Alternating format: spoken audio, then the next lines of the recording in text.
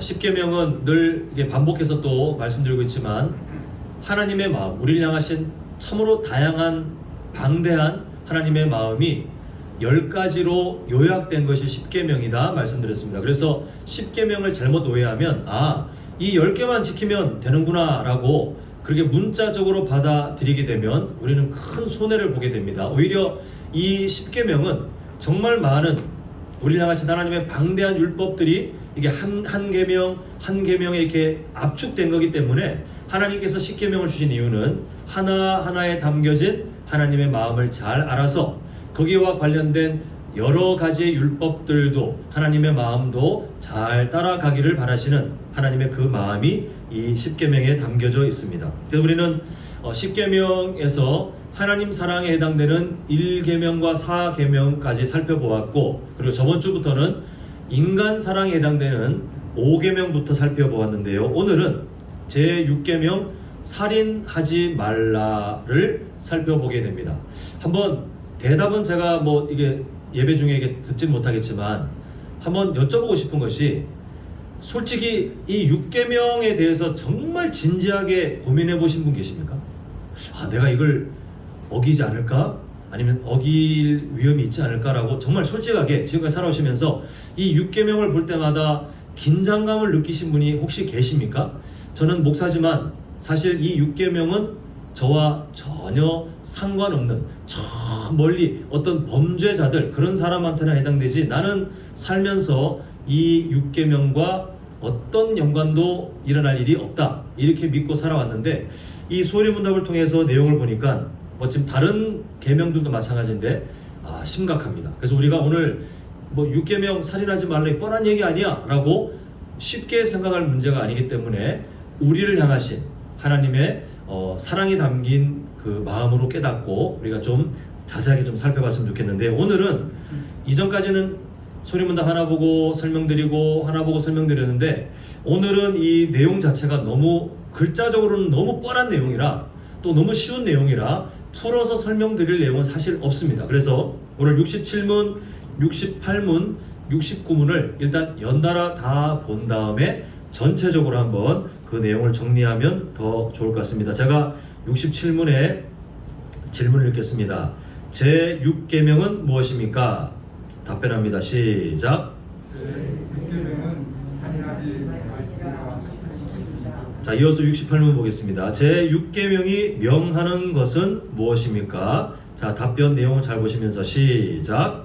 제6계명이 명하는 것은 모든 합법한 노력을 위하여 저희 자신의 생명과 타인의 생명을 보존하는 것입니다. 자, 마지막 69문 제가 질문 읽겠습니다. 제6계명이 금하는 것은 무엇입니까? 자, 시작. 제6계명이 명하는 것은 우리한테 우리 자신의 생명이나 이웃의 생명을 빼앗거나 해하는 것입니다. 네, 정리하자면 6계명은 이러한데 여기에서 명령하는 게 뭐냐 하면 보존입니다. 보존. 그래서 나의 생명도 포함되고 타인의 생명도 포함돼서 이 두 생명을 보존하라. 이게 첫 번째 명하는 거고, 그 다음에 금방 본 질문에서 또 답변에서 금하는 것은 반대예요. 그래서 내 생명과 타인의 생명을 해하는 것을 하지 말라. 너무 쉬운 얘기죠. 그래서 이 내용을 가지고 이 안에 담겨진 내용을 좀 자세하게 보고자 하는데요. 결국 살인하지 말라라고 하는 이 6계명의 그 중심에 깔려있는 기본적인 가치가 뭐냐면 사람의 생명과 인격에 대한 존중이 이 6계명에 담겨져 있습니다. 단순히 생명 빼앗지 마, 이제 이런 내용이 아니라는 것입니다. 자, 그러면 우리가 한번 첫 번째 고민할 것이 뭐냐면 살인하지 말라라고 하신 이 말씀의 명령의 의미가 무엇인지를 한번 좀 살펴보면 좋겠습니다. 글자 그대로 딱 보면 사람의 생명 빼앗으면 안 돼, 사람의 생명을 해하면 안 돼, 이렇게 말하는 것처럼 읽혀집니다. 그러면 빼앗지만 않으면 되는가? 우리가 한번 이 상황을 한번 봐야 되겠는데요.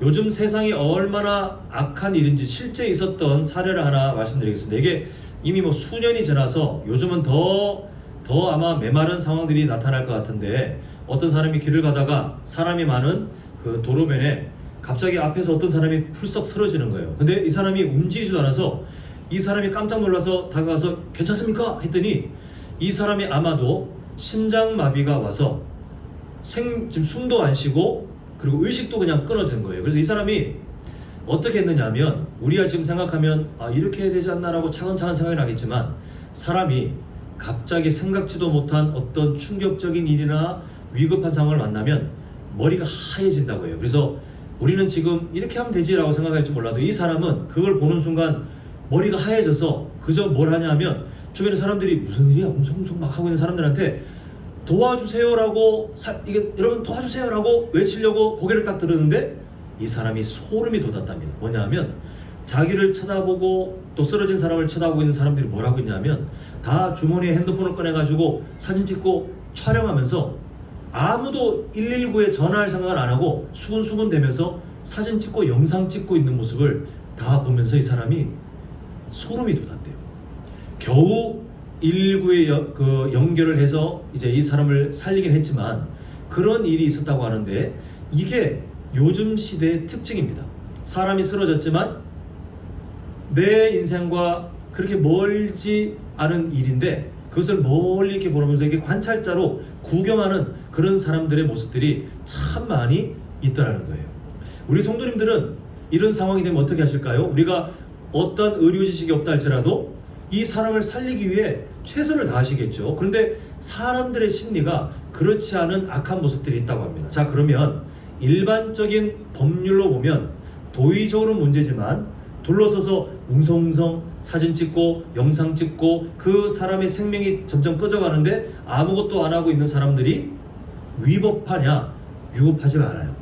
법으로 어떻게 할 수가 없어요. 그래서 이 사람들이 법적으로는 죄가 아닙니다. 그런데 오늘 우리가 보고 있는 하나님의 법, 살인하지 말라라고 하는 이 6계명으로 보면 이 사람들은 죄를 짓고 있는 거예요. 왜냐하면 아까 전에 우리가 보았던 내용처럼 최대한 합법적으로 다른 사람의 생명을 살리기 위해 힘을 다해야 되는데 그렇게 하지 않고 어떤 노력도 하지 않고 구경하면서 방치하고 있다면 이 사람은 그 사람을 살인하는 거와 똑같다. 그래서 우리가 소극적으로 살인하지 말라, 다른 사람을 안 죽이지, 우리는 그런 일을 하지 않지 라고 소극적으로 해석할 것이 아니라 다른 사람을 살리는 일에 최선을 다하지 않으면 그것도 살인하지 말라에 해당됩니다. 그래서 우리가 이 6계명에 포함된 하나님의 마음을 적극적으로 보면 나의 생명과 나의 건강을 우리가 잘 관리하는 것도 6계명을 순종하는 거예요. 우리가 살아가면서 그냥 어떤 일 때문에 마음을 놓고 나 그냥 죽지 뭐, 이미 결과가 있든 말든 이미 이 6계명을 어기는 사람이 돼요. 아니면 나는 죽지 뭐 이렇게 하지 않는다 할지라도 뻔하게 이렇게 살면 건강이 나빠지는 거 알면서도 건강 관리 안 하고 의사가 경고했음에도 불구하고 그냥 그걸 끊지 못하고 해로운 음식 먹고 그저 자극적인 음식 먹고 그렇게 살아가는 사람이 있다면 그 사람은 아무리 신앙생활 잘하는 것처럼 막 신령한 것 같아도 6계명을 적극적으로 어기는 것이 됩니다. 그럼 우리 성도님들은 내 한 몸 잘 살고 내 몸이 윤택해지기 위해서가 아니라 살인하지 말라에 담겨진 하나님의 명령은 나의 생명도 잘 지키라, 잘 보존하라, 내가 부를 때까지는 최선을 다하여 잘 지키라라고 하는 명령이 있으니 내가 건강도 잘 지키고 혹시라도 치료받아야 되면 최선을 다해서 치료받고 이렇게 살아야겠구나. 또 다른 사람을 살려야 되는 상황이 되면 내가 서툴러도 그 사람을 살리기 위해 최선을 다해야 되겠구나. 이렇게 긍정적인 그 하나님의 명령을 보셔야 되겠습니다. 그래서 오늘 이 마음을 기억하는 뜻으로 오늘 본문을 다시 한번 같이 읽어보겠습니다. 우리 11절 12절 한번 같이 이어서 읽겠습니다. 자, 너는 사망으로부터 시작. 너는 사망으로 끌려가는 자를 건져주며 살육을 당하게 된 자를 구원하지 아니하려고 하지 말라. 12절 내가 말하기를 나는 그것을 알지 못하였노라 할지라도 마음을 저울하시는 이가 어찌 통찰하지 못하시겠으며 내 영혼을 지키시는 이가 어찌 알지 못하시겠느냐. 그가 각 사람의 행위대로 보응하시리라. 아멘. 이렇게 말씀하시는 하나님의 마음을 꼭 기억하셔서 다른 사람을 살릴 수 있다면 우리가 최선을 다해 살리는 복된 인생 되시길 간절히 소망합니다. 자, 그러면 두 번째로 우리가 살인하지 말아야 되는 생명에 대해서 우리가 왜 이렇게 신경을 써야 되느냐, 그 이유가 무엇인가? 뭐 당연한 거 아닙니까? 이렇게 생각하실지 모르겠지만 우리가 살아오면서 도덕에 의한 어떤 윤리에 의해서 배워왔던 그 가치 철학을 보면, 아니면 다른 종교의 가르침을 보면 이렇게 접근해요. 생명이기 때문에 소중하다, 생명이기 때문에 고귀하다, 이렇게 말합니다. 틀린 말은 아닌데 성경은 이렇게 보지 않고 더 많은, 더 중요한 의미가 이게 덧붙여지는데, 그게 뭐냐 하면, 우리가 왜 나의 생명과 다른 사람의 생명을 소중하게 여겨야 되냐 하면, 하나님께서 인간을 만드실 때에 누구의 형상대로 만드셨습니까? 하나님의 형상대로 만드셨는데, 그 의미가 뭐냐 하면 하나님의 작품이에요. 하나님의 손길이 묻어 있어요. 하나님의 마음이 담겨져 있어요. 물론 창세기 3장의 최초의 범죄 이후에 이 하나님의 영상이 심각하게 훼손된 것은 맞지만, 그렇다고 해도 여전히 하나님께서 창조하신 인간의 원래의 그 의미는 고스란히 남아있기 때문에, 그래서 우리는 우리 자신의 생명을 어떤 일이 있어도 가볍게 대하면 안 되고, 또 우리가 어떤 일이 있어도 다른 사람의 생명을 가볍게 대할 수 없다라고 성경은 이 세상의 윤리, 아니면 다른 종교의 가치와 다르게 하나님 때문에 그러하다, 하나님의 형상대로 창조된 존재이기 때문에 그러하다라고 말씀하고 있습니다. 그러면 우리가 왜 이런 명령을 받아야 되죠? 살인하지 말라, 이 금지 명령을 우리는 왜 하나님께 받아야 됩니까? 인간의 생명이 고귀하기 때문이다라고 하는 어떤 일반적인 의미보다 좀 더 가슴 아픈, 좀 더 심각한 의미가 있는데, 아까 전에 잠시 설명드렸지만 창세기 3장 이후에 죄의 역사가 시작되면서 하나님의 형상은 심각하게 훼손되었습니다. 그래서 원래는 하나님의 마음을 발견하고 하나님의 마음을 따라 순종할 수 있는 이 자유의지가 충분히 있는 인간들이 창세기 3장 이후에 모든 인류가 원죄를 갖고 태어나지 않습니까? 그래서 심각하게 훼손된 이 일 때문에 무엇을 해도 죄예요. 무엇을 해도 하나님의 마음을 온전하게 찾지 못하는 그런 절망적인 상황이 되었다라고 예전에 우리가 죄에 대해서 나눌 때 함께 살펴보았는데, 오늘 이 사건이 언제 살인사건으로 등장하느냐, 이미 잘 아시겠지만 창세기 4장에 가인이 동생 아벨을 죽이는 일을 통해서 최초의 살인사건이 등장하는 것을 보게 됩니다. 이때 가인이 시기 질투를 갖고 있었고, 이 아벨을 죽이게 될 때 보면 한글 성경은 사실 많이 드러나지 않지만 사실 사용된 단어를 보면 우발 범죄가 아니에요. 들에 나갔다가 갑자기 막 욱해가지고 그동안 그 서름, 하나님이 내 예배를 안 받으시고 이렇게 서름이 있다가 갑자기 울분이 팍 터져가지고, 그래도 하지 말아야 되지만 그렇게 범죄를 저지른 것이 아니라 사용된 단어를 보면 계획적으로 동생한테, 야 나랑 함께 저기 뜰에 가자, 저기 들판에 가자, 사람들이 없는 그곳에 가서 얘를 죽이면 된다라고 계획적인 범죄를 진행했다는 그 내용을 우리가 알게 됩니다. 이후에 하나님께서 이 가인에게 하시는 질문이 있고 가인이 하는 대답이 있는데 우리가 좀 봐야 될 것 같아요. 창세기 4장 9절, 우리 한번 화면을 보시면요, 이렇게 질문하시죠. 여호와께서 가인에게 이르시되 네의 아우 아벨이 어디 있느냐. 그 다음에 이 사람이 뭐라고 대답합니까? 내가 알지 못하나이다. 내가 내 아우를 지키는 자니까, 되게 퉁명스럽게 그렇게 말합니다. 사람 죽여놓고 이렇게 퉁명스럽게 말하고 있는데, 하나님께서 이 세상을 만드셨을 때 하나님이 적용하신 법률이 있어요. 법칙이 있어요. 10계명의 두 가지 핵심 가치. 누구 사랑입니까? 첫 번째? 그렇죠. 그 다음에 또 누구 사랑이죠? 이웃사랑. 이 하나님과 이웃사랑이 아주 강력한 하나님이 통치하시는 이 세상의 법률인데, 이웃사랑에 어떤 내용이 담겨져 있냐면 그냥 이웃사랑 뜬금없이 아니면 막연하게 이웃사랑 이게 아니라, 이웃사랑에는 나를 제외한 다른 사람에 대해서 관심을 갖고 그 사람을 돌보고, 이런 적극적인 사랑의 명령이 하나님의 그 법률 안에 녹아 있어요. 근데 지금 이 가인이 하는 대답이 뭐냐면, 다른 사람 인생 관심 없고 다른 사람에게 나는 어떠한 것도 선한 일을 할 마음이 없고 내 인생만 챙기면 되고 나만 만족하면 되고 나만 잘 살면 된다는 이기심이 가득한 대답이 바로 이거예요. 내가 알지 못합니다. 내가 내 아우를 지키는 사람입니까? 하나님의 법률에 따르면 지키는 사람이 맞아요. 아우에게 관심을 갖고 그 아우를 돌봐야 되는 당연한 이 의무가 이 가인에게 있었지만 가인은 이기심으로 가득하여 이 이기심 때문에 동생을 돌보는 마음을 떠나서 저 동생만 없으면, 저 동생만 존재하지 않으면 내 인생이 괜찮겠다라고 하는 말도 안 되는 욕망에 사로잡혀서 결국 동생을 죽이게 됩니다.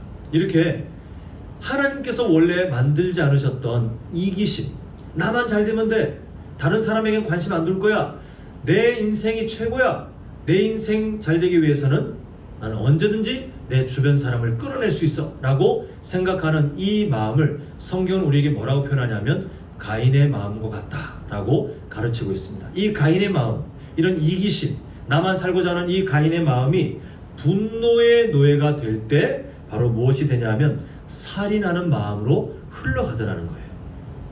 이 동생을 죽였던 가인의 마음이 죄로 오염된 분노에서 시작되었다는 것을 우리 성도님들은 잘 아실 것 같습니다. 그런데 이 일을 가볍게 여길 수 없는 것이 예수님께서 하신 말씀에 아주 강한 경고로 남아 있는데요. 자, 마태복음 5장 21절 22절을 우리가 보겠습니다. 먼저 21절 한번 같이 읽겠습니다. 시작. 옛 사람에게 말하라. 살인하는 자가 누구든지 살인하면 심판을 받게 되리라 하였다는 것을 너희가 들었으니. 자, 잘 보시면 21절에 살인하면 뭘 받아요? 심판. 그래서 살인과 심판이 이 같은 선상에 있습니다. 근데 22절 보겠습니다. 22절. 자, 함께 읽겠습니다. 22절 보면, 자, 읽겠습니다. 시작. 나는 너희에게 이르노니 형제에게 노하는 자마다 뭘 받게 돼요? 심판을 받게 되고, 그 다음에 형제를 대하여 바보라고 하는 말은 바보, 라가라 하는 자는 공회에 잡혀가게 되고 미련한 놈이라는 자는 지옥불에 들어가게 되리라. 이렇게 말씀하셨습니다. 자, 우리 성도님들 지금 22절 보시면 지금까지 살아오시면서 이게 비슷한 일 안 하셨어요? 다른 사람한테 바보, 물론 대놓고 얼레리 꼴레리 바보야 이렇게 누군가를 놀리는 그게 아니라 진짜 마음에 안 들어 저 인간 저거. 우리가 못마땅하게 생각하는 사람한테 우리의 감정이 막 그렇게 하신 게 최근에도 혹시 있지 않습니까? 저는 합리적인 의심을 해봅니다. 다른 사람에 대해서 우리가 그렇게 말을 하고 또 다른 사람에 대해서 아유 미련한 놈, 하는 필요가 없는 놈, 도움이 안 되는 놈, 이렇게 우리가 누군가에 대해서 정죄하고 하는 마음 혹시 최근까지 있지 않으셨습니까? 저는 있었습니다. 그래서 저는 저를 포함하여 우리 성도님들을 합리적인 의심을 한번 해보는데 무서운 일이 뭐냐 하면 하나님께서 이런 마음, 사실 우리에게 일상일 수 있잖아요. 그리고 세상 사람들이 보기에는 인간이 다 그렇지 뭐 라고 별것 아닌 것처럼 생각할 수 있는데 22절 처음을 보면 형제에게 노하는 자마다 노하는 것, 심판 같은 선상에 있는데 아까 전에 우리가 21절 보았죠? 원래는 뭐였죠? 살인하는 것과 심판이 같은 선상인데 예수님은 이것을 어떻게 해석하냐면 살인하는 것과 노하는 것이 같다.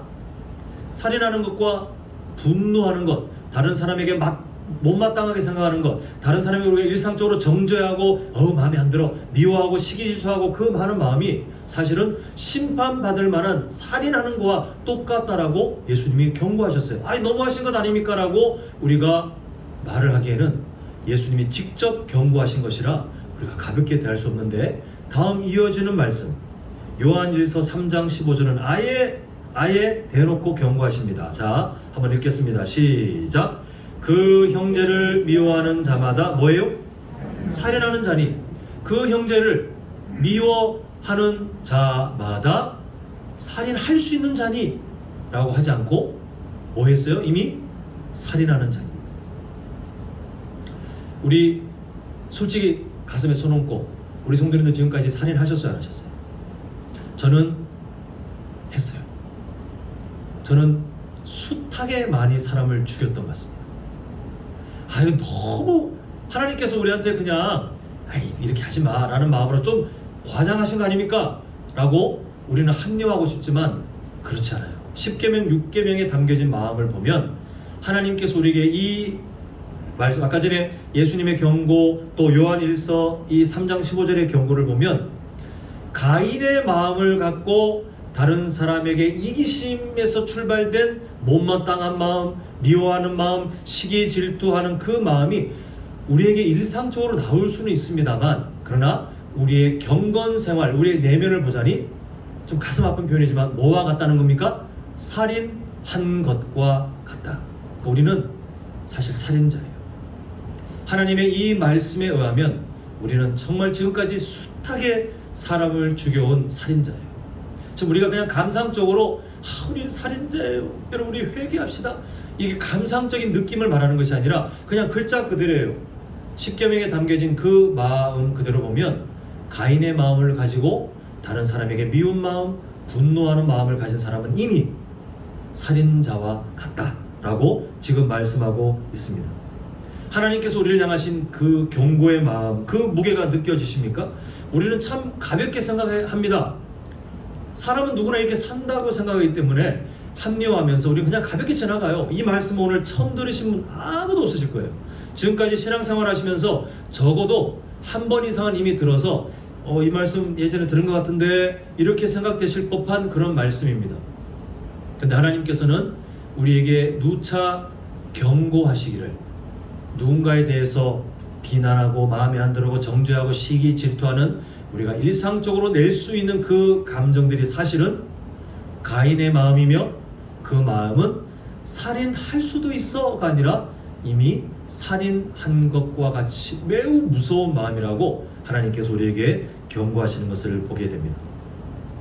이제 말씀을 맺고자 합니다. 사랑하는 성도 여러분, 우리는 살면서 쉽게 우리 마음에 분노, 이 분노가 대상이 있잖아요. 항상 갑자기 분노하는 것은 우리가 병원에 가서 좀 치료를 받아야 될 문제인데, 사실 우리 분노는 대다수, 거의 대부분이 어떤 사람에 대한 분노입니다. 그 대상이 있어요.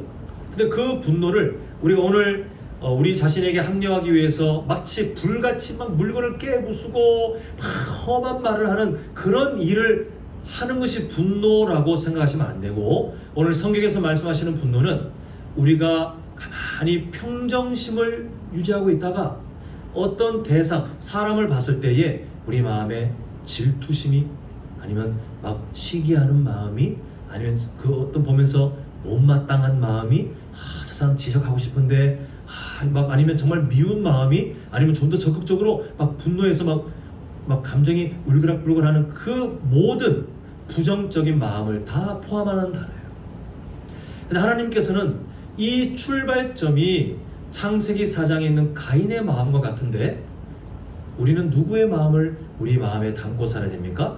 우리를 위하여 어떠한 가인의 마음도 드러내지 않고 용서의 마음으로, 심지어 십자가에 달려 그 극심한 고통 가운데 우리 대신 하나님 앞에 저주를 당하셔야 되는 그 상황까지도 하나님 저들을 용서하여 주시옵소서 라고 하셨던 그 예수님의 마음이 우리 마음에 있어야 하기 때문에 하나님께서는 가인의 마음에 대하여 살인하는 것과 같다, 그것은 너희 마음에 단 1초라도 둬서는 안 된다 라고 우리를 경고하고 계십니다.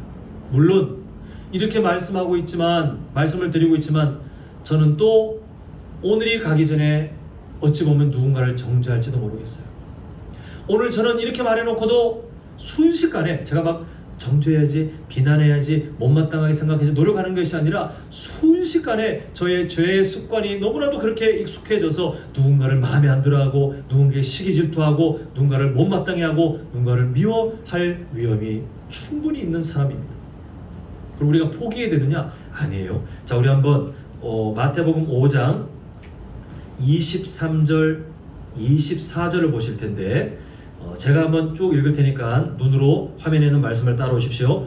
그러므로 예물을 제단에 드리려다가 거기서 내 형제에게 원망 들을 만한 일이 있는 것이 생각나거든.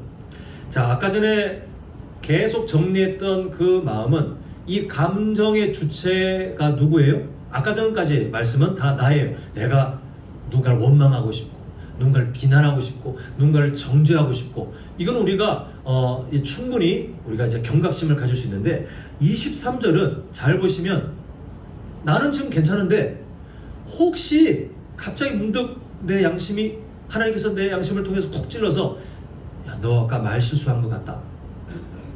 야, 너 아까 전에 다른 사람한테 좀 서운한 일을 한 것 같아. 너 다른 사람에게 좀 상처가 되는 뭔가 일을 한 것 같아 라고 깨닫게 하실 때, 그 상대방의 감정이 어떠한지 전혀 모른다 할지라도 그렇게 알게 되었을 때에 그 사람에게 혹시라도 가인의 마음을 일으킬 만한 행동의 원인이 내가 되었다면 이라는 의미예요.